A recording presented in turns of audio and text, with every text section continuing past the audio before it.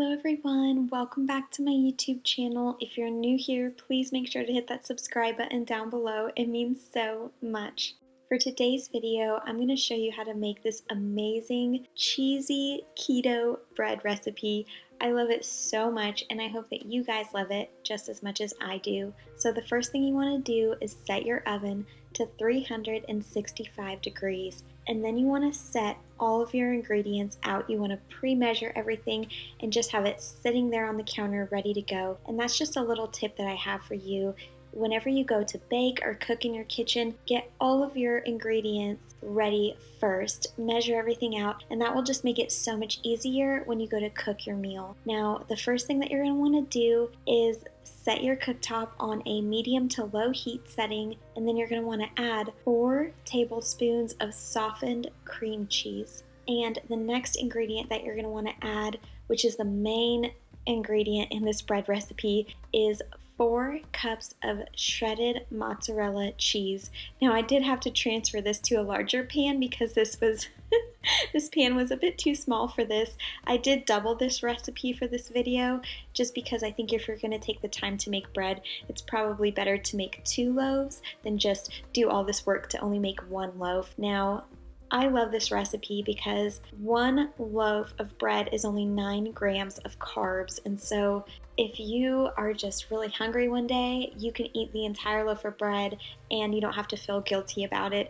And honestly, this bread tastes like regular cheesy bread that you would get anywhere else. I mean, it's a healthy version of cheesy bread, so it's not going to taste like what you would get at Domino's or somewhere else, whoever it is that sells cheesy bread. That's more of like a chain restaurant that isn't really geared towards health, but for being a healthier bread, it is so delicious. I mean, I am obsessed with this. And so basically what you want to do is you want to stir it constantly as it's on the heat until it creates truly like a dough consistency. So the cheese, you don't want it to melt to where it's like nacho cheese. I'm not even sure if this kind of cheese can do that, but you want to melt it to where it looks like a piece of dough, as you'll be able to see in this video. And then once it has formed into what looks like dough, you can turn the heat off, and I'll either set it on the counter or I'll leave it on the cooktop while I mix all of the dry ingredients together. Now I can put this straight onto the countertop because I have granite counters, and so that's another little tip for you. If you didn't know this, if you have granite countertops, you can actually put something straight from the oven or the cooktop right onto your countertops, and you don't have to worry about it damaging your countertops if you have granite. But once the cheese is all melted, what you're going to want to do is mix together all of your dry ingredients in a bowl, and that is what I'm going to show you now. You're going to want to mix 4 tablespoons of coconut flour,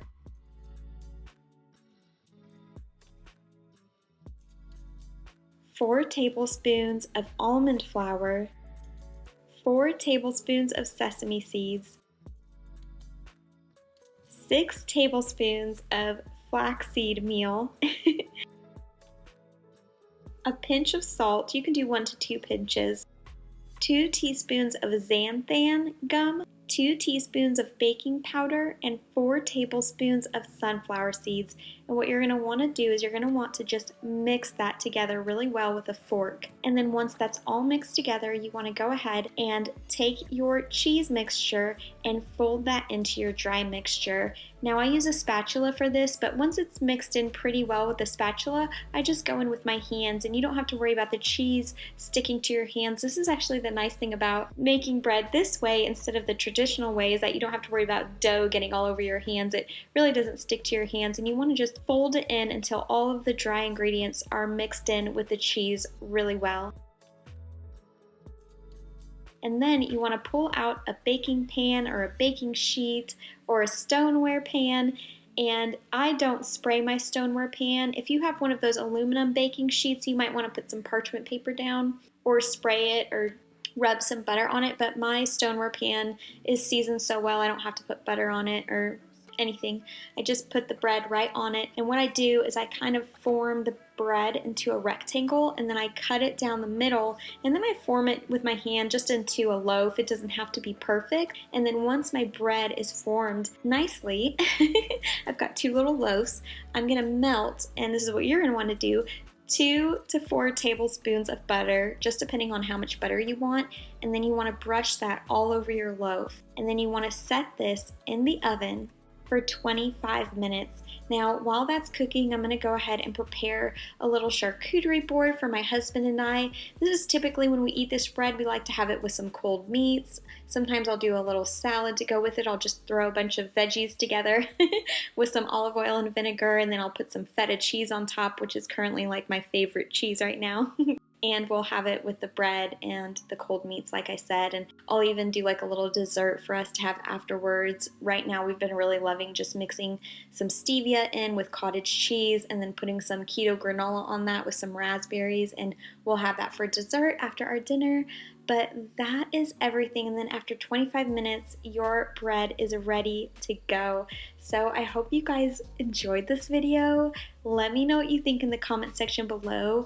I'm going to be videoing another keto recipe tonight where I show you how to make barbecue chicken zucchini boats. This is one of the easiest, most delicious keto recipes. My husband loves it so much, so stay tuned for that. I'm gonna try to focus on keto recipes this week, but I'm also gonna be doing some other stuff that you guys are used to me doing, like things around the house. I have a client's home that I'm working on this week. I'll try to video part 1 of that where I declutter and reorganize her kitchen for her, so I'm super excited about that. But until next time, I love you guys so much. Bye.